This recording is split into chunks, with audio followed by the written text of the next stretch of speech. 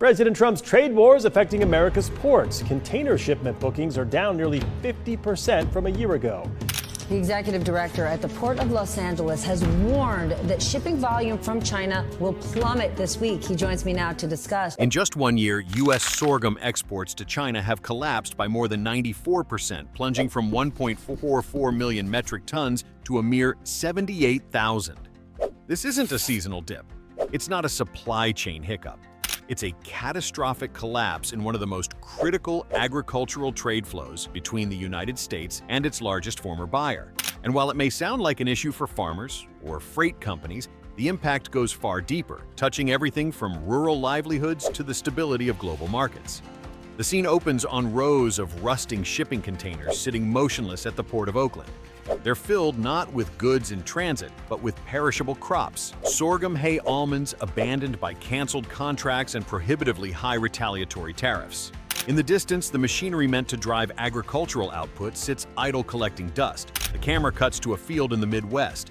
A single farmer stands motionless beside a harvester that hasn't moved in days. The land is ready, the crop mature, but there's nowhere for it to go. No market, no buyer, no price that justifies harvesting. This isn't just the result of a volatile market. This is what it looks like when policy decisions made in Washington dismantle the foundations of American agriculture.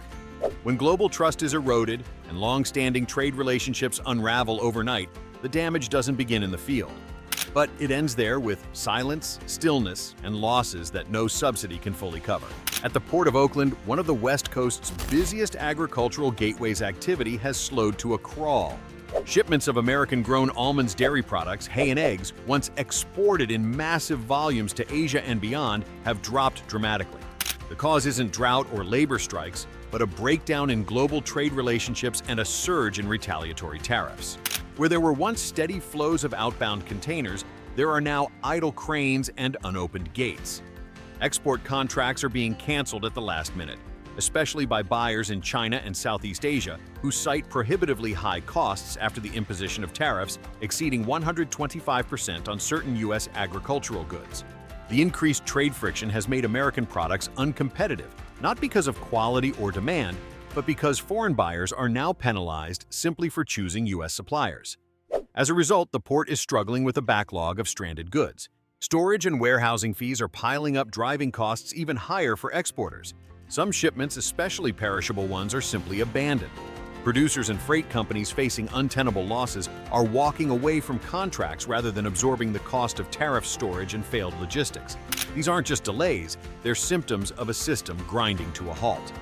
For farmers and exporters, this breakdown in trade infrastructure is devastating. Crops are ready, products are packaged, but the outbound lanes are closing. What was once a reliable economic engine, the flow of U.S. agriculture to global markets, is now frozen by policy-driven paralysis.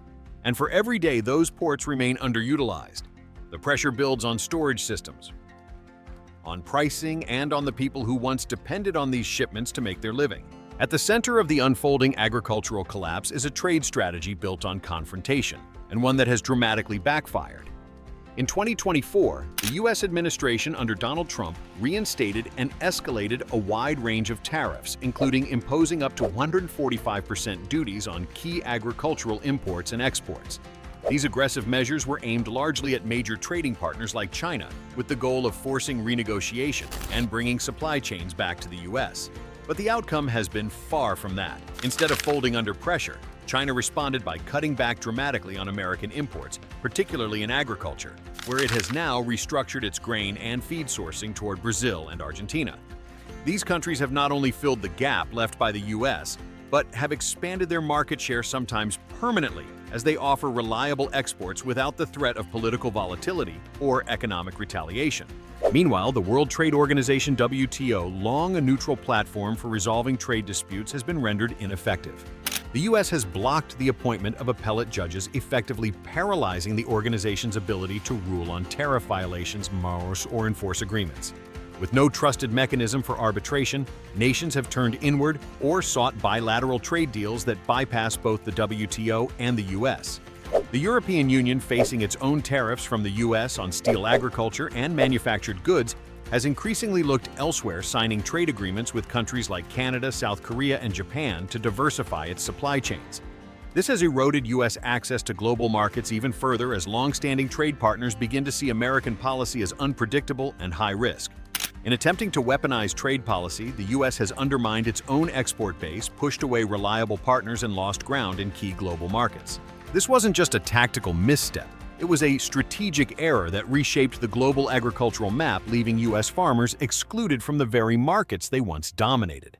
As tariffs disrupted international trade flows, the secondary effects rippled through the logistical backbone of American agriculture. From ocean freight to insurance to container handling, every layer of the supply chain has absorbed shock and passed it along in the form of higher costs and longer delays. Shipping fees have surged as vessels from major exporting countries, especially China, are subject to massive port charges. Under new federal provisions, Chinese cargo ships face port access fees of up to $1.5 million per vessel, creating a chilling effect on import-export volume and making routine trade routes prohibitively expensive. These measures aimed at asserting control over strategic shipping lanes have instead strangled commercial traffic and raised costs for American exporters who depend on inbound materials and outbound access. Insurance premiums have followed suit, with trade underwriters recalibrating risk models to account for rising tariff uncertainty and geopolitical exposure. Added layers of inspection, customs, paperwork, and certification delays have further slowed the movement of goods, especially for perishable or temperature-sensitive exports like dairy meat and fresh produce. Perhaps most critically, the containerization model, which revolutionized global trade in the last century, is now a major vulnerability. An estimated 55% of the value of U.S. agricultural exports depends on container shipping. When those containers are stuck, rerouted, or priced out of competitiveness, the entire supply system backs up. Farmers and exporters are left holding goods that cannot move while buyers abroad turn to more stable sources. The combined effect is a logistical chokehold. American producers are caught between rising production costs at home and a shrinking ability to reach buyers abroad.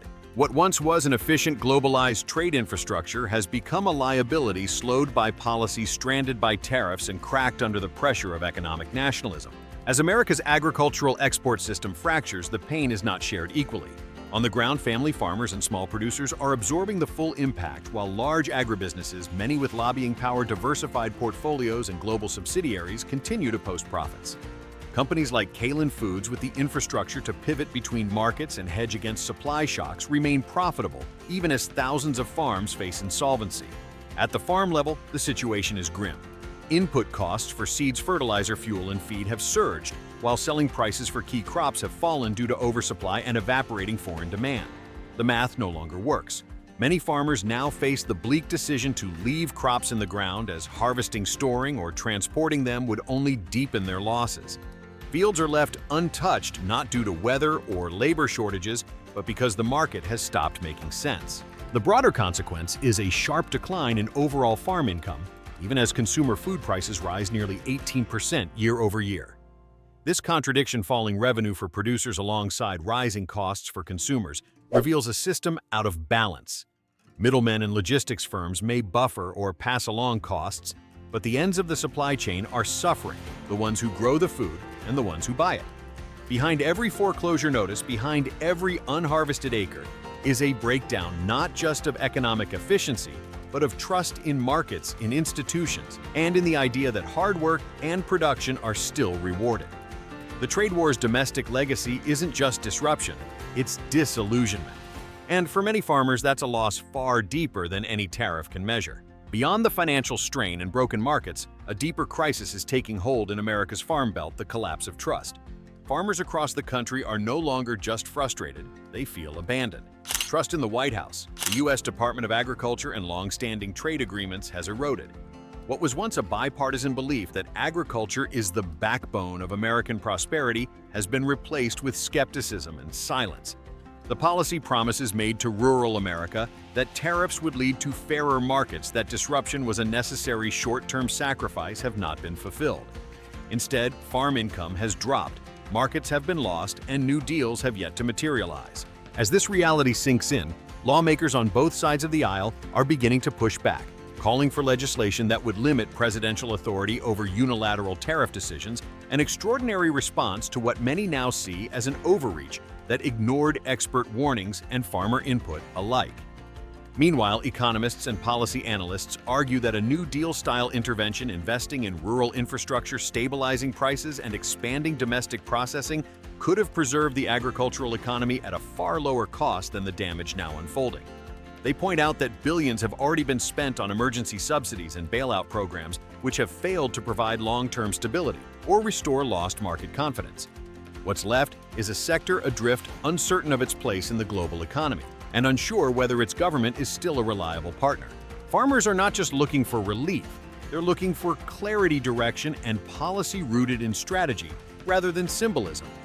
Until that changes, the American agricultural crisis will continue, not just as an economic failure, but as a crisis of credibility.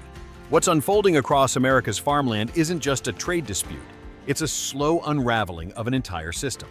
When farmers lose markets, when ports go silent, when trust in leadership collapses, the damage isn't temporary, it's generational. The policies that caused this were not inevitable, and the path forward doesn't have to be passive. Now is the time to demand smarter trade strategies, real investment in rural resilience, and policies that put people, not politics, at the center of our food system. Because if we don't act, we're not just losing crops or contracts. We're losing the foundation of who feeds us and the future that depends on them.